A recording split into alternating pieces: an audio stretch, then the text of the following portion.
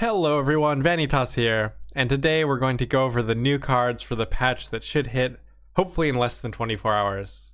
And if we're lucky, less than that even. So we're going to be using the developer stream because they're showing off all the cards as well as the changes. I'll be playing the stream but pausing it to give the thoughts on the new cards. So the way we're going to cover the cards, first the raw power, basically if this card is played on its own, without context to the deck archetype, how powerful it's going to be. Then we're going to talk about how synergistic this card can be, like the max value it can possibly have. And then I'm going to guess at how it's going to work in the meta once the decks are kind of figured out. Which is the hardest part. If any of you have followed any other card games, I followed Hearthstone.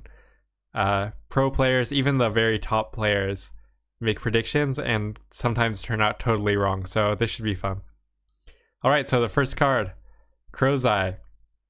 It's a special alchemy organic card. Damage the highest enemy on each row by 4, increase the damage dealt by 1 for each copy of this card in your graveyard. So the raw power is if you get your opponent to spread out their cards on all 3 rows, it's 12 max 12 damage. It's kind of like a situational overdose. The overdose is not used at all right now, so that makes me think it's not going to be that powerful, just as the base power. The second and third time you play it, it's going to be worth 5 on each row and then 6 on each row. That makes it obviously more powerful, and then if you're able to play it even more times, say using Ithlin or Ithlin can't target it because it's not a spell. So I can't even think about how you use it more than once or more than 3 times at this point. But if you are able to use Crow's Eye more than 3 times, it can be worth 7 on each row, 8, even more. So a comparable card would be Ballista. Ballista in the perfect situation can be a 21 point card, and Crow's Eye in a perfect situation can be maybe somewhere around there. I don't actually think this card will see too much play.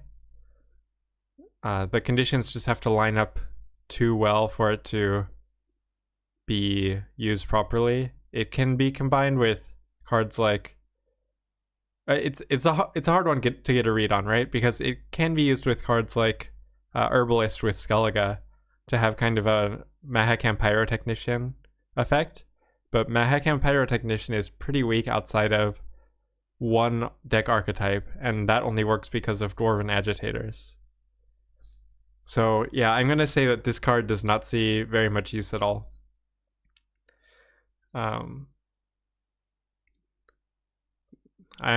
Like the first time you play it, you might be able to surprise your opponent and get 4 damage on each row, but then your opponent's going to be careful and not stack their rows. It's going to be hard to get max value.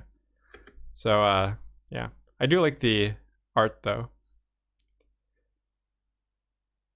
and the crows flying over the Crow's Eye. Interesting.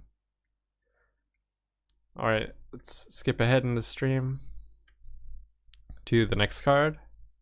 So yeah, I think this card's going to see almost no play. The next card, Mahakam Ale, with an amazing animation. Boost a random ally in each row by 4. The same thing, that this is only going to be very situational. It can work in the it might actually work very well in the buff deck. The what are they called? The Mahakam buff deck, the dwarf buff deck, because it will boost. Every boost will give an extra 2 to those cards, and if you put 1 on the first 2 rows and then stack the rest of your cards on the back row, playing this will be a 12, 14, 16 or 18 point play, and that could be pretty decent. Maybe that archetype would run one of these, but buff cards, yeah, it might be used with like Vesemir or something. That could be a like 25 point gold. Not the worst in that archetype, but I don't think it's going to see too much play at all. Yeah, it's very, very hard to see this one getting more than one copy in a deck.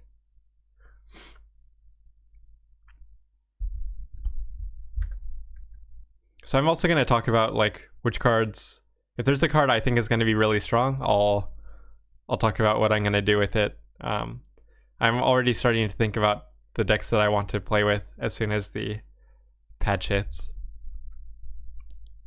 So we're bringing up the next card now. Mandrake. So I talked about this a little bit on the last podcast, if you heard that. I'll put a link in the description if you haven't. But Mandrake, this is a another thick card, and it's a special alchemy organic. So it's one thing I didn't realize about this card when I first looked at it is it's heal and strengthen heal and strengthen a unit by 6, or reset a unit and weaken it by 6. So the Mandrake Cordial will not reset a unit if it's your own unit. It will heal it. So if you already have a boosted unit, it will just strengthen it by 6. Okay, so let's say you have no targets on the opponent side of the board. It's not the worst and you only have boosted units on your side of the board. You can still get 6 points out of it. It's still pretty weak, and yeah, this one also I don't see getting a ton of use unless it's with a Vesemir or it's getting pulled out of the deck somehow. With Vesemir, it's let's see, Vesemir's 7 points, and this is a 6 point reset play. So it's like a slightly better Peter. That's I don't know, that doesn't seem that great to me. A slightly better Peter as a gold that is situationally dependent, and you're using both a gold and a silver slot. It also doesn't have that much it doesn't have that many targets over Mardrome. So it's Mardrome plus 3 points and slightly better situationally. And only 3 points better for a silver over a bronze with otherwise the same effect. Not really worth it. If you're only using... let's think about it this way. If you're only using Mardrome to banish units, this only banishes a few more units that otherwise wouldn't be banished. And that doesn't seem very worth it. You're already able to banish Neckers with this, which is the number one thing you'd probably want to banish. And you can also banish what is it? Iris. You can also banish Iris. So what exactly is the point? If you're only getting 3 extra points, and Mardrome also gives you the reset, so yeah, I'm not exactly sure why you would run this. I guess it could see some use, but I'm not seeing it right now. Someone who's a better deck builder than me, or a different kind of deck builder than me, might be able to find a use, but yeah, I don't really see it getting used. And I'm not really that interested to experiment with it either, because I mean, a reset effect is not that impressive. Like, the most value you're going to get is 3 points more than what a Mardrome can already give you, and Mardrome is barely run now. So, yeah, it's just not that exciting. The upside is too low. The value of using a silver slot, too low. I think this one's just going to be mostly overlooked.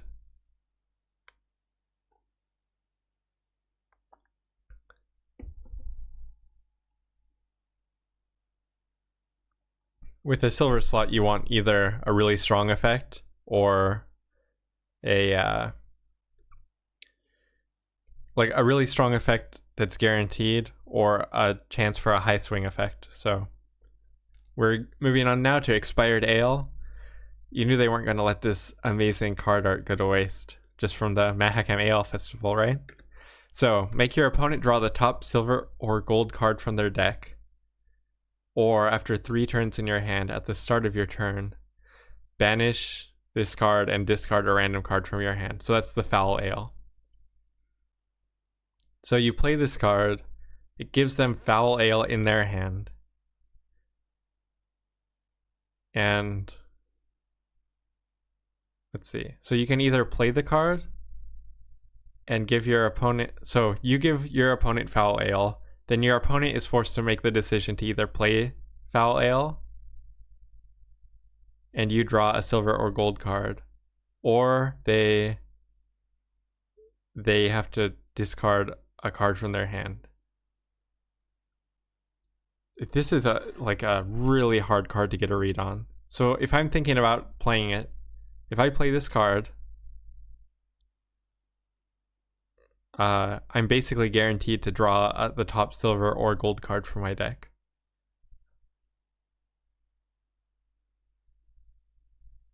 Or my opponent loses a random card. So I'm spending a card and making my opponent either waste a random card or give me a gold or silver. So it's kind of deck thinning.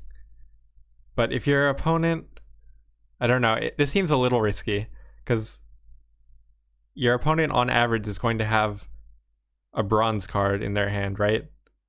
Not a silver or gold card.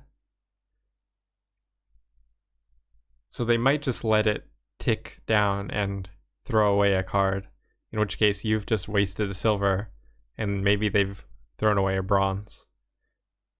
I don't know. This one could be experimented with. It might actually work better earlier in the season when people are afraid of this card and don't know what to do with it, but I don't think it's going to find a place, because you get 3 turns, right? After 3 turns in your hand. Okay, so you get this card, your opponent plays Expired Ale, you get the Foul Ale card in your hand. You have 3 turns to thin your deck to where thin your hand to where you don't care what it gets thrown away. Then you've just made your opponent waste a turn for like a 0 tempo play, and you're able to kind of get kind of guide what might get thrown away.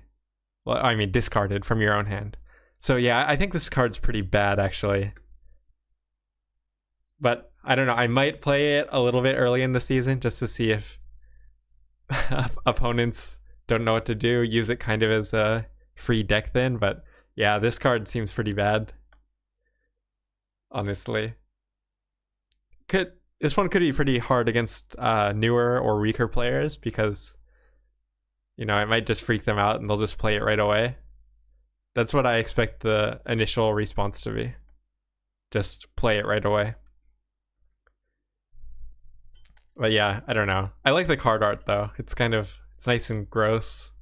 The frothy green ale and the flies. Yeah. It's not really a card that combines with anything either for a more powerful play, so yeah, just don't really see this one doing much. We'll jump on to the next card. Okay, so this card, first, the art is really cool. I really like the premium art here. So deploy, spawn a gold card from your opponent's graveyard, and if it's a unit but not an agent or double agent, boost it by 2. Okay, so it's before I even played, renew let you renew a card from your deck or from your opponent's deck. And apparently this created a situation that's kind of like Aegleus in the Spelletel mirror. If you're not familiar with that, the way it works is you have artifact compression, which is the most important card in that matchup, and your leader is Ethne, which lets you replay that card from your graveyard, replay any spell from your graveyard, but Aegleus lets you play a spell from your opponent's graveyard. So depending on the turn order, you can either you can steal your opponent's artifact compression out of their graveyard with Aegleus, reuse it with your own Ethne, and then use your own artifact compression, so you get 3 uses, but because you took it out of your opponent's graveyard, they can't use Ethne to resurrect it. So the old Renew was something like that. You could play any gold card from either graveyard. So you could steal it so they couldn't renew it, and all this sort of thing. But this is different. This is spawn a copy of a gold card from your opponent's graveyard. So you're not actually manipulating your opponent's graveyard at all. You're just able to play one of their gold cards. And you get to boost it by 2. This one, a lot of people are saying this card seems broken, but I don't think it's actually that good. And the reason is this. If you've ever played Johnny, if you ever played Johnny in your deck and used it to discard a gold card, you'll know that a lot of gold cards that are not for your faction are not that good. So, for example, if you're playing against a Nilfgaard Spies deck, and they've played... First, Nilfgaard Spies doesn't play golds usually until late in the game. If they're not playing Leo Bonhart, they're going to be playing Royal Decree, Rainfarn, and Menno, and maybe Renew. So you're not going to see any of those until maybe the last 5 or 6 cards of the deck. And what are you going to do with Menno? What are you going to do with Menno if you don't have a spy on your opponent's side of the board? What are you going to do with Rainfarm? And Kahir does absolutely nothing. So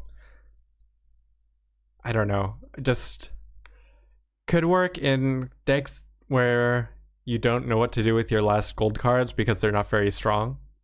Like maybe Scoia'tael uses it. Maybe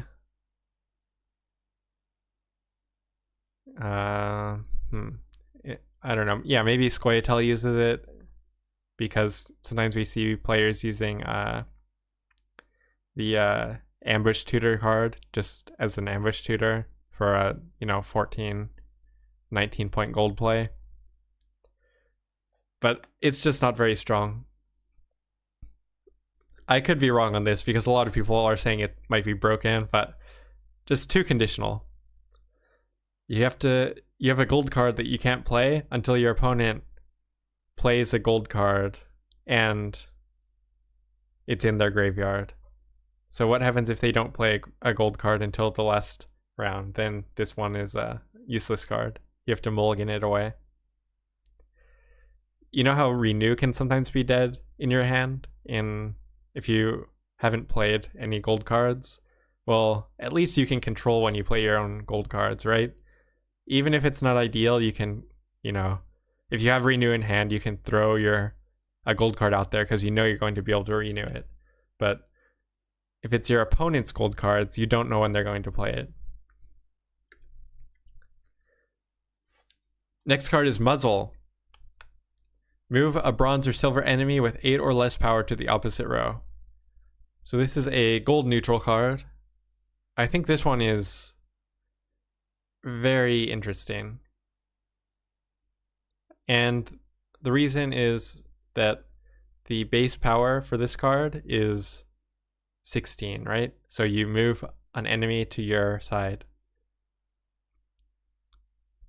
That's 8 power, so that's 16. So on average, maybe you can get a 7-point card. So that's a 14 average gold, which is decent. It's not great, but it can be okay.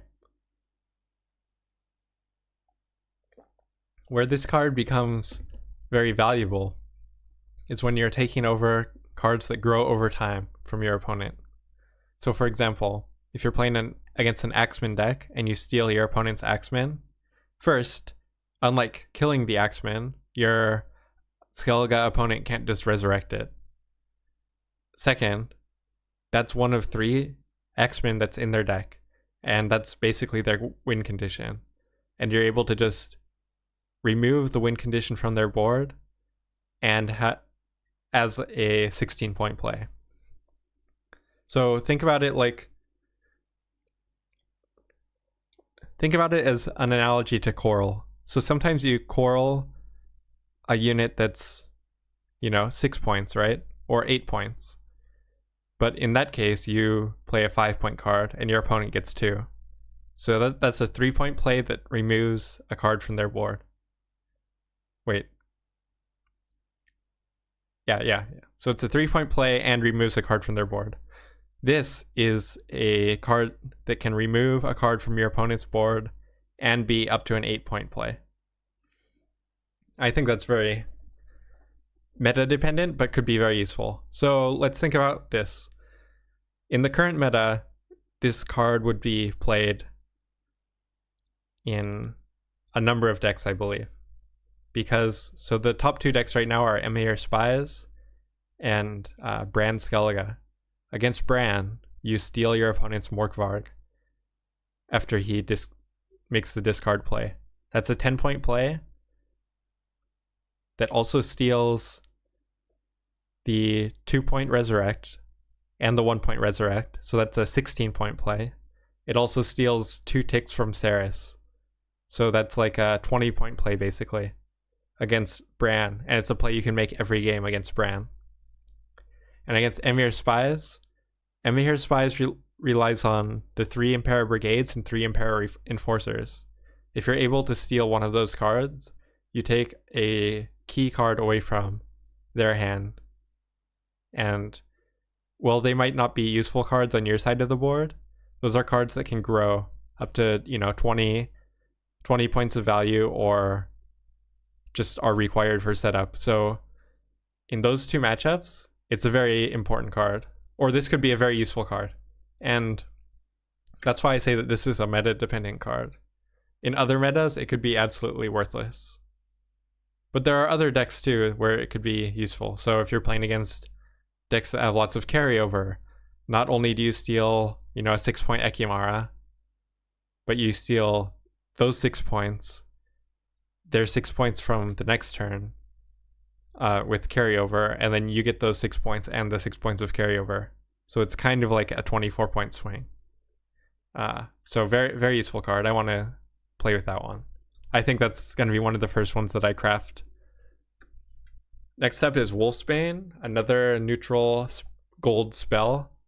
Well, in your graveyard after 3 turns at the start of your turn, boost the lowest ally by 6, damage the highest enemy by 6. So this is a 0 tempo play that gives you 6 points of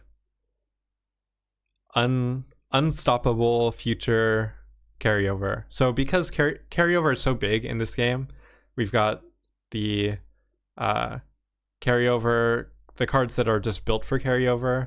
We have cards like Siri that don't give you carryover but give you an extra card, which is the same thing. And when I say carryover here, what I mean is ways to give up a little bit of advantage in the current round to strengthen yourself in the future round. So it's like investing basically. And this is kind of the biggest type of investment. You're investing a gold card and no points this turn for up to 12 points in 3 turns. And 12 points is pretty low, but if you plan it out right, like if you win the first round and you're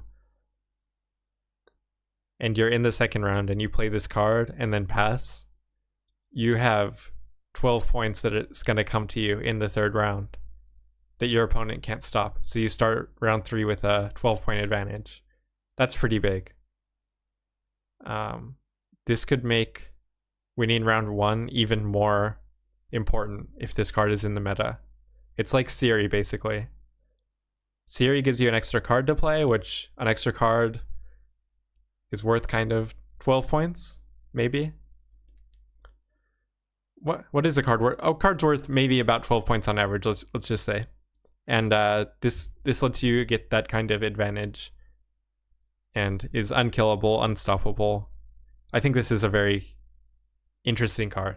Not sure if it will see use, but it's very possible. If think about this in the current Skellige deck. If you win first round 1 with Skellige and you get tons of carryover, and then in round 3 you have this card go off, like how do you stop that? Could be very useful. Very interesting.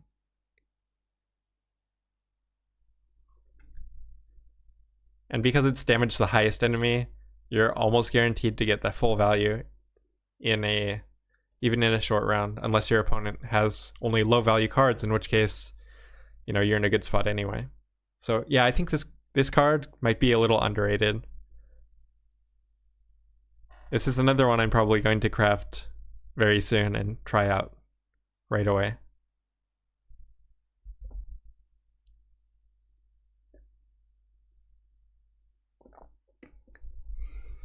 Let's move on to the next one.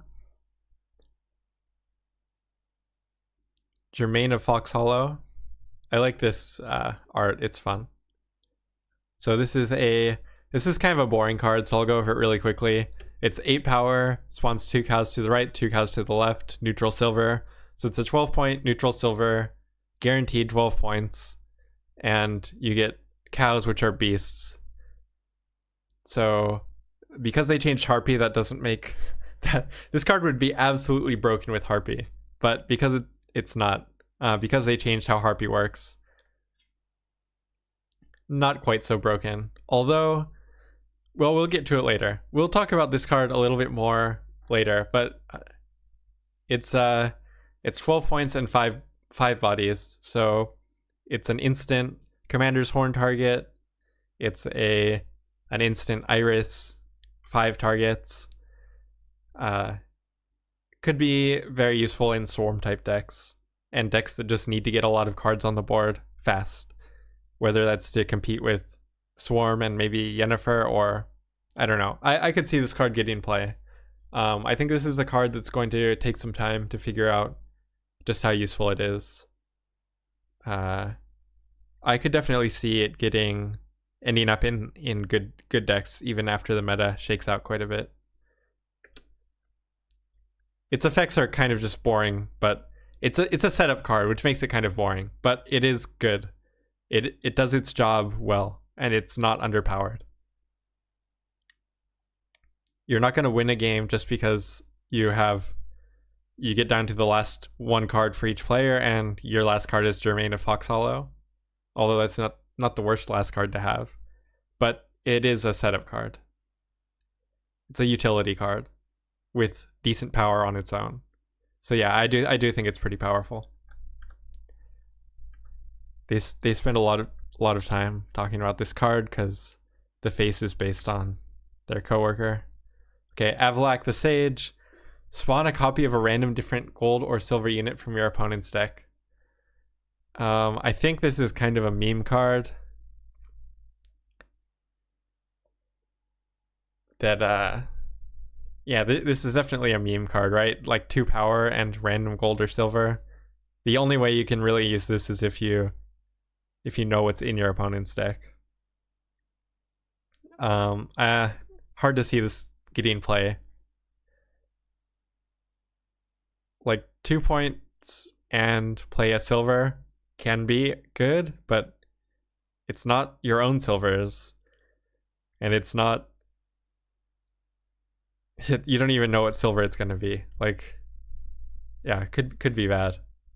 Like, let's say, what if you're playing a gold weather deck, and you just play Ragnarok or something, and you play Avalak the Sage, and it just plays Ragnarok again. Like there are very bad situations. It's like a bad Johnny, I think. But they say, I think it's a meme card that they're going to use for some future game mode. Which the future game mode I'm guessing is draft, because in draft your silvers and golds are pretty random anyway, so a gold that spawns a silver could be okay. I don't know. We'll see. So next card, Ale of the Ancestors. So this is the first boon card. Boon is like a weather effect that is on your own side of the board. So, well, on a row, bathe the row in golden froth, and so the golden froth every turn at the start of the turn, it boosts 3 random units by 1, and it has 6 armor. So it's a very weak initial play. It's only 4 points, but every turn could give you 3 points. And because it has 6 armor, it's going to be pretty hard to remove without... I guess this is one card where having Mandrake would be good, because you can instantly kill the card. But it's overall not... I don't know. It's going to be a little hard to figure out just how good this card is. Every turn boosts 3 random units on the row by 1. So it's kind of similar to Priscilla, although a little weaker, but harder to kill, and the effect can work for more than 4 turns. I think because it's so low tempo, it might be hard to find a place in decks for this. It needs to be played on a round where you're going at least... let's say you want to get at least 5 turns with this to get it worth a 19 point gold, 4 or 5 turns. Realistically though, 5 turns. If your opponent passes, then you just wasted a gold. Like, it's going to be very few situations where you can play this and have it be super effective. I wouldn't be totally surprised if someone finds a use for this card in some deck eventually, but I don't think it's very strong on its own.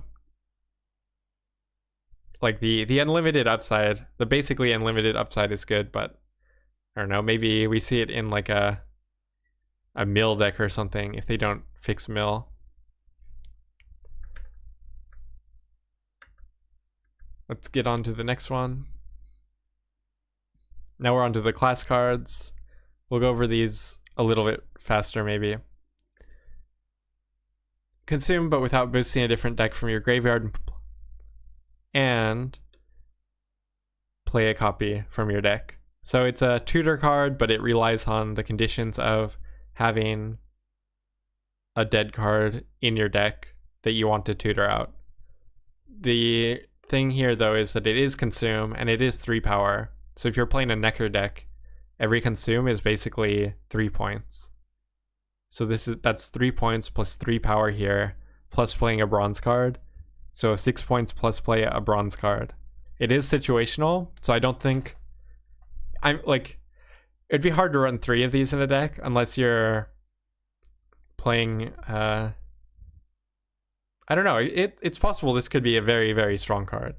And I do seeing some play in consume decks. Maybe one copy, maybe just 1 or 2. But it's possible we see some consume decks where it can use 3. The She-Troll of Vergen is the next card.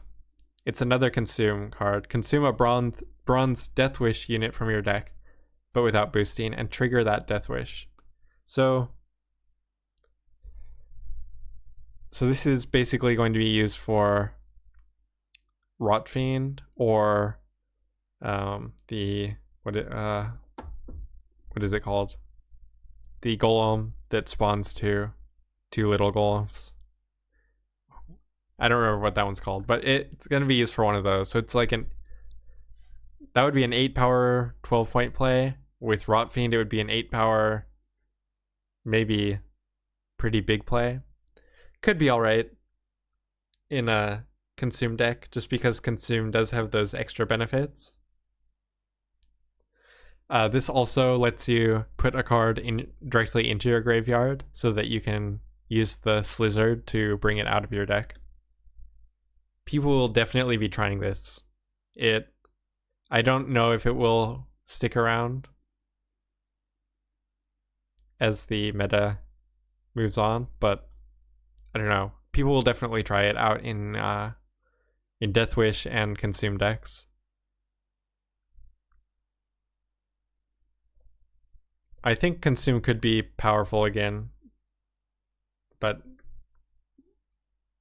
if with these two tools, remains to be seen. But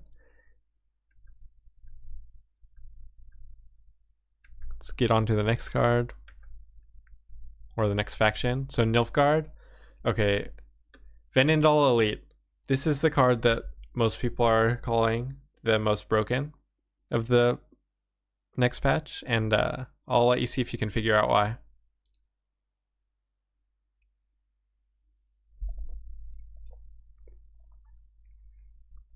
So choose a revealed card. If it's a unit, copy its power, then set that unit's power to 1. If it's a special card, boost self by 9. So, if you reveal your opponent's whole deck, you either get to... Okay, so there's a few angles here. First, if you use this on your own spy, you get an 11-point card, and then you have a 1-point spy, which is absolutely ridiculous. You can also use it on Joachim to make Joachim only 1 point. So if you use it on Joachim, then you have a 5-point play here. You set Joachim to 1, so you're getting 9-point advantage. And then if you play Joachim on, let's say, if you use this card on Joachim and then save Joachim for your last card, like, already Joachim is one of the hardest cards to beat if you go down to 1 card in the last round. But yeah, this makes it even better. And then you don't even need to save Rainfarm to use Joachim. If you use it on Cantarella, it makes Cantarella a 1-point spy and makes this card 11 points. Well, that's ridiculous. That's a 20-point swing. And you can, if you have Cantarella in your hand, that's basically guaranteed. We might not even see Rainfarm being played, or we'll see it being played just for emissaries in Spies decks. Just because, or maybe we won't even see it played in like a reveal Joachim Cantarella Spies hybrid deck. Yeah, this is the one I want to play with the most. It's like, if you reveal your opponent's whole deck, if you reveal a few of your own cards, you can guarantee that this is at least a 10-point bronze. And when you target your opponent's units, if their units are at least 5 points, it's going to be almost worth it. If their units are 6 or 7 points, then it's like a 13-point bronze. This card is maybe a little broken. And I think, yeah, I'm going to definitely be playing with this. I think a lot of people are going to be playing with this. It can even count on gold cards. It's just, this is going to be a crazy card. It might need to be hotfixed. People might be overreacting to how good this card is, because the reveal archetype thus far has not been that great. I don't know. It's just insane. It's just crazy.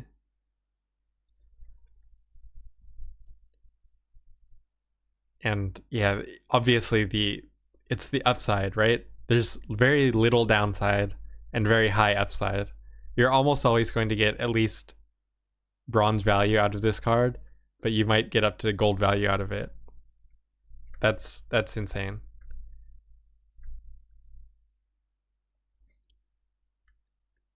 Next up is the Hefty Helga. This is a gigantic ballista. It's an 8 power card. If this unit was revealed, damage all enemies by 1. Otherwise, damage all enemies except those on the opposite row by 1. So you use the elite that we just looked at to set all your opponent's cards to be worth 1, and then you can use this card to just kill them all in one deploy.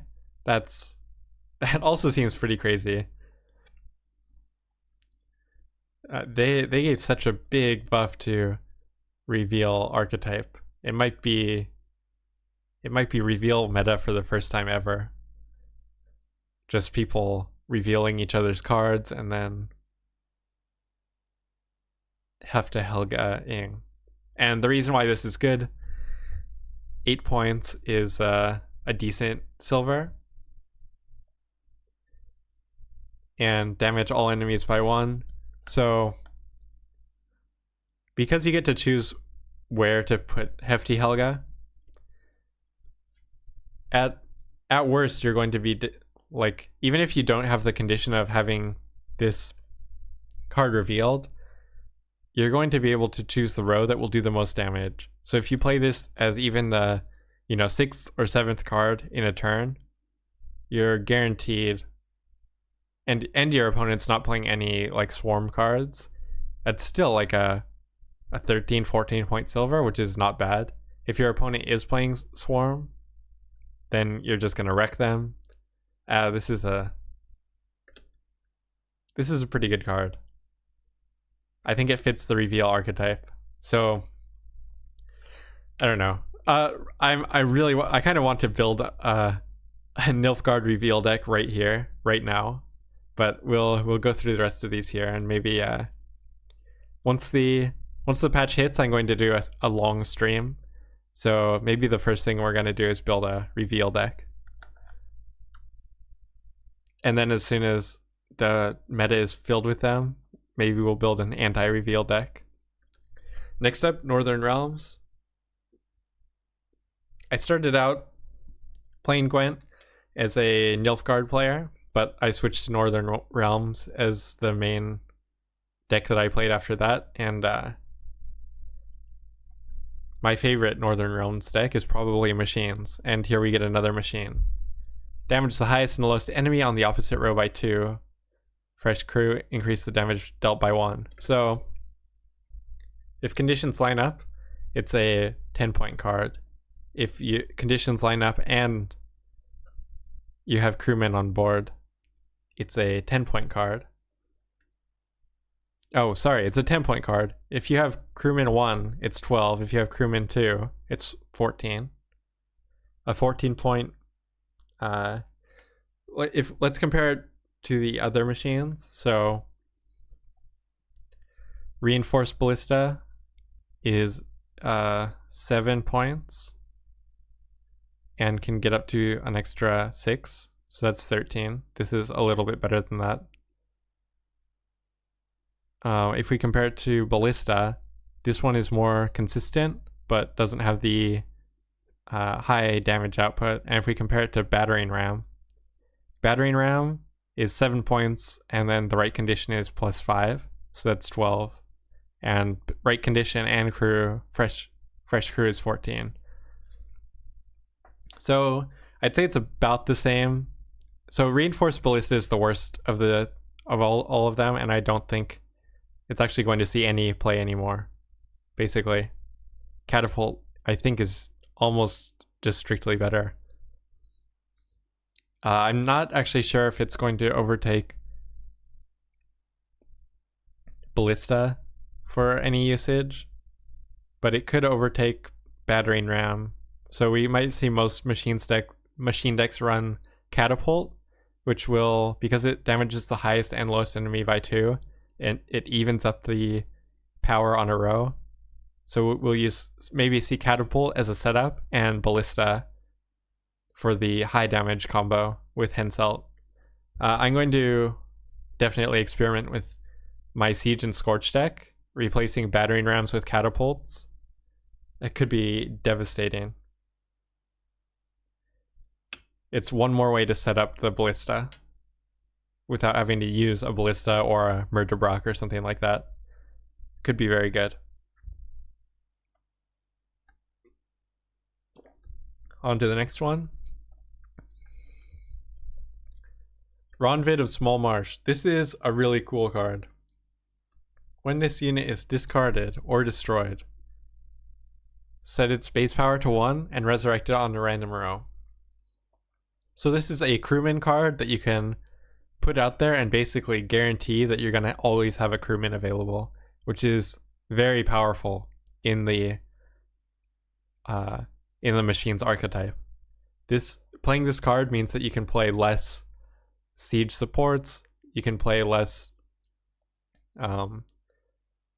basically you can play less siege supports and have machine's archetype without the siege support, because you're always going to have crewmen on the battlefield in the long play that you go for machines. And because it's 10 points, it's a pretty strong play by itself. So if you're playing machines, this is probably often going to be your first card down. You got a big 10-point body. You've got, because the first round is often the longest, you've got crewmen on board the whole round. This is going to be in every machines deck, at least to start out. And I think it's going to remain there. It's just very strong. So yeah, it could definitely go in the Siege and Scorch deck. What would it go over? Maybe go over... This might be the card that makes it so that I don't play Witchers in the deck anymore for deck thinning. And then we'll use then we can use Alzur's Double Cross to tutor this card out. This or taller. Yeah. This is a good card. Very looking forward to playing it. Also a great character from The Witcher 3. Next up, Scoia'tael. Dolblithe and a Swordmaster. This is one kind of creepy art. Just sort of stalking here with the ready with the blade. I don't know, it's cool though. So this is Bran -1 power. Okay, so it's you already know how this card works, and because it's bronze, it's going to be really good.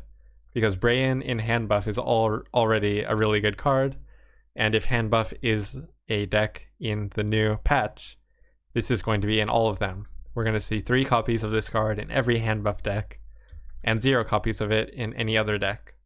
So whether or not that unit sees play, that card sees play, is whether or not hand buff is a good archetype, and I think it might be. And this is one other reason why. Hattori. Resurrect a bronze or silver Scoia'tael unit with the power less than or equal to this unit's. So, first, bronze or silver Scoia'tael unit. So neutral cards don't work with this, because that might be absolutely broken. Only 3 power is pretty weak, so you have to dedicate hand buffs to it. Otherwise, if you don't put hand buffs on it, it's a bad card.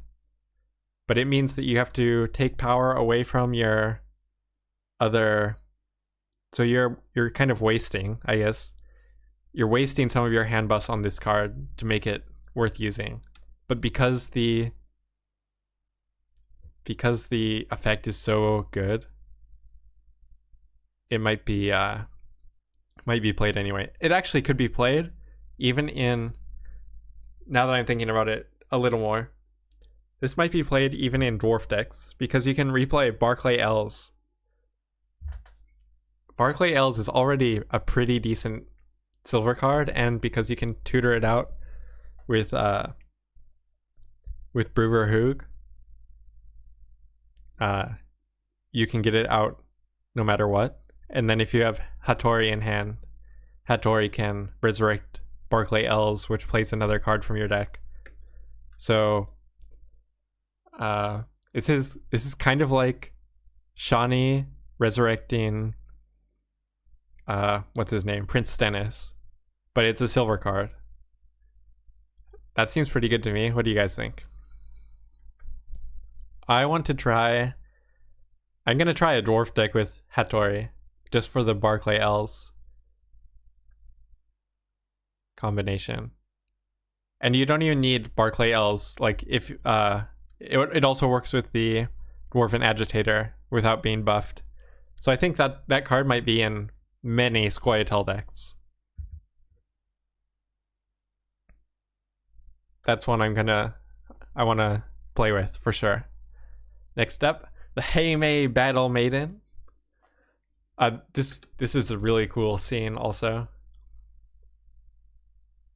Yeah, look at that art. So,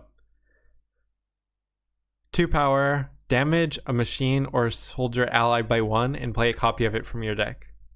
So this is a 2-point tutor card.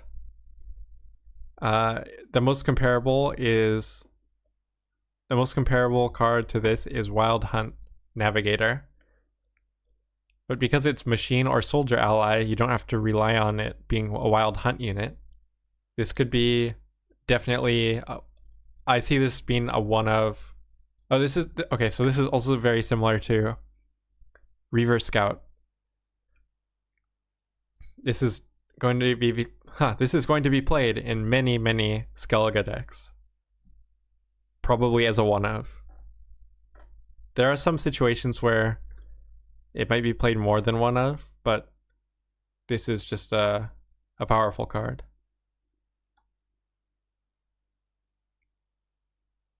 All tutors are good. This one also gives you damage a card and play a copy from your deck.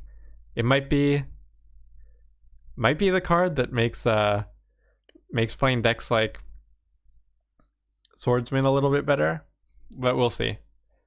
I think it's useful no matter what, just because it's a tutor. And you can choose what you're tutoring out. And you also get the damage effect, which is nice. Next up is Gatemouth Flamenca. The chick and her bear, which is... I really like this card art. It's just pretty cool. So clear hazards from the row and move 2 allies to it. I'm not exactly sure what moving the 2 allies will help with.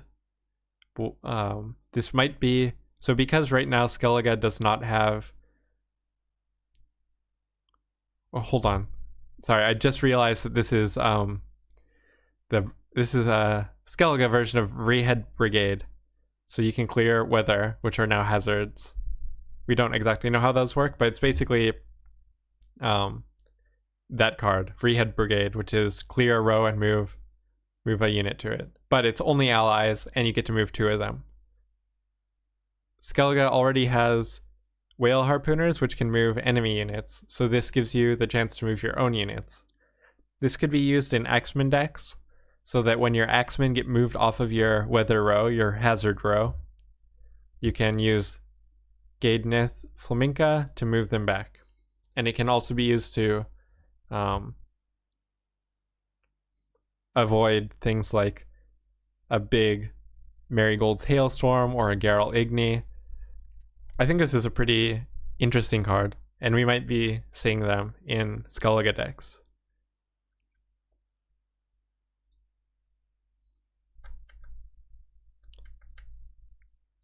And we're getting to the end. So this is Herald Hound Snout, which one of my stream viewers calls the homeless guy. The homeless old dude. But despite looking this weak, he's worth 6 power. And this is a complex card. So it spawns Wilfred, Wilhelm, and Wilmar. Wilmar goes to the opposite player's row. And when hit, the opposing player plays a random bronze cursed unit from their deck. So if you're able to damage it, you are able to get a random bronze cursed unit from your own deck. Wilfred, Deathwish is strengthen a random ally by 3. And Wilhelm, Deathwish is damage all units on the opposite row by 3.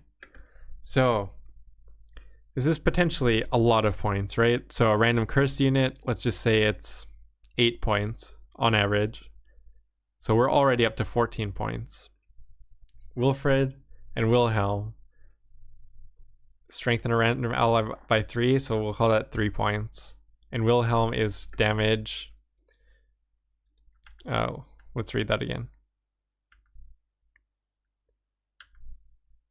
Where did he? Okay. Wilhelm, damage all units on the opposite row by 1. So let's say on average we'll get maybe 3 more points from that. So this is like maybe it's 17-point card, but you need to be able to damage your own units and opposing units with it. But it could be worth a lot of points in the right situation. I think we definitely see this card getting some play early on. I'm interested to play it also, potentially. Try it in some decks, but you need the archer to do damage to Wilmar, Wilfred, and Wilhelm. If you're not familiar with the archer in Skellige, it's I think it's a 7-point, 6 or 7-point card that does 1 damage to 3 units, so you can trigger all of these at once. Of course, it's very susceptible to locks, but, you know, we don't see much locks in the current meta. And most of the cards that we've seen today have not been lockable.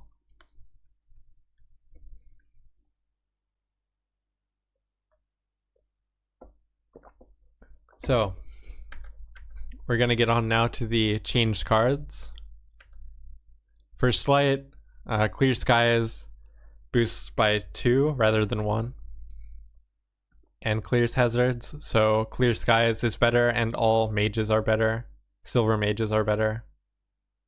That's not too interesting.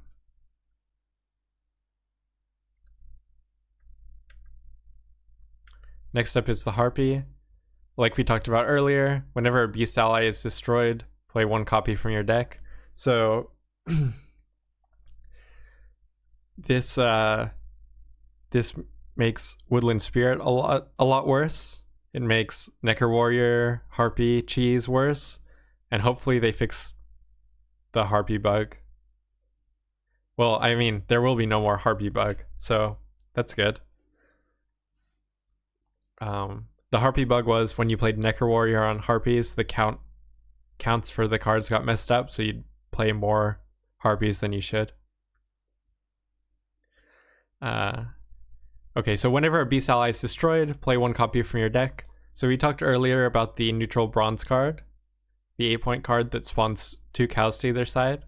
If you combine that with Ran Warrior in a consume deck, then you're eating those cows every turn and playing Harpies. That could be decent.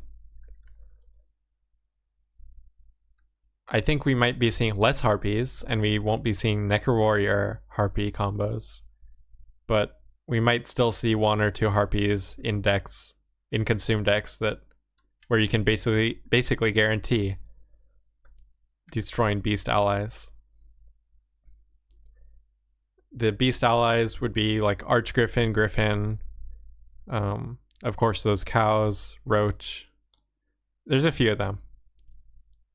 But we won't be seeing 3 of them in every deck anymore. And we might not even see Woodland Spirit in every deck, maybe. The next of the changed cards is Skellige. So the change here is you can only return Skellige units. No more Dorgore Cheese. Maybe we see a return of Restore Gremist.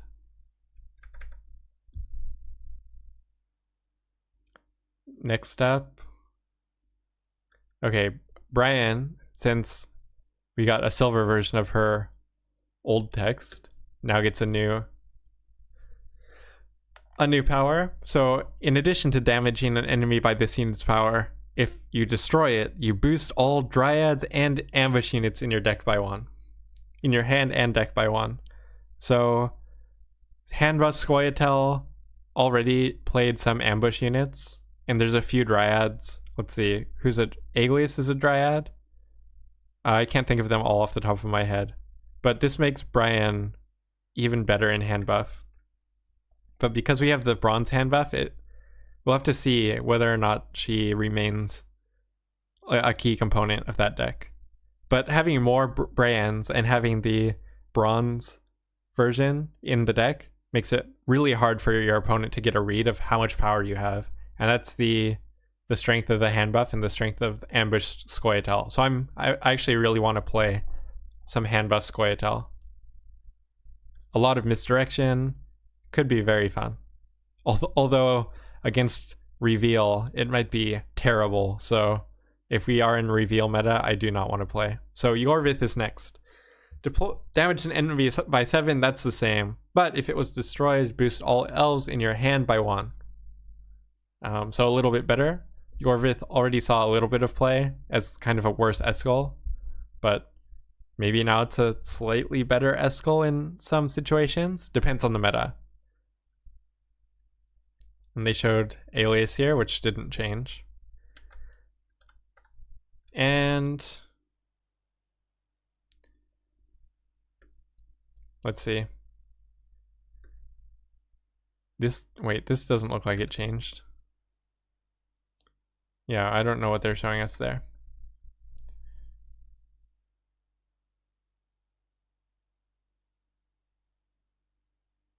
Okay, so now ghouls are consume a bronze or silver unit from your graveyard. So we might see the Archgriffin played more. Or wait, sorry, the Manticore? Manticore played more, which is the 12-point silver card.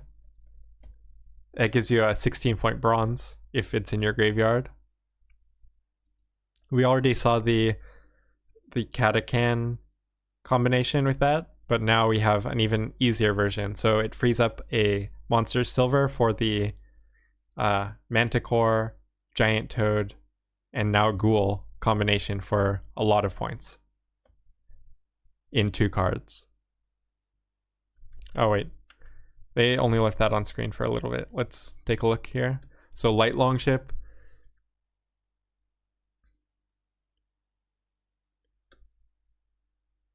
Oh, Light Longship is now regressing.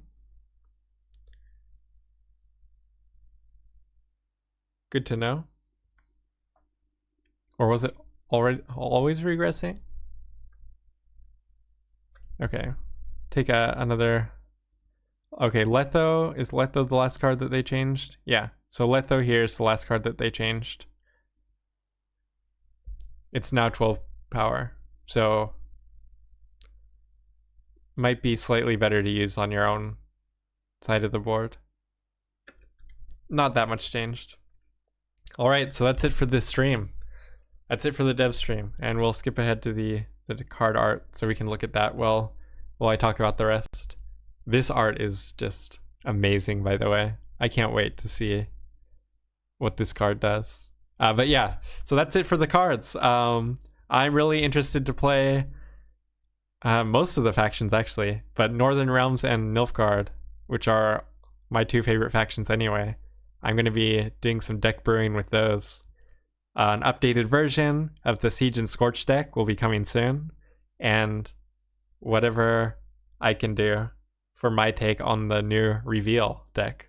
I've experimented a little bit with Reveal, and there are some really interesting plays there already, so we'll see if we can put some good decks together.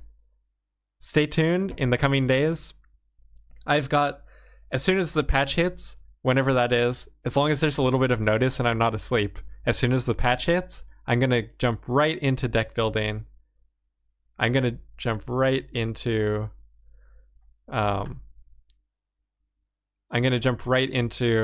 climbing the ranked ladder.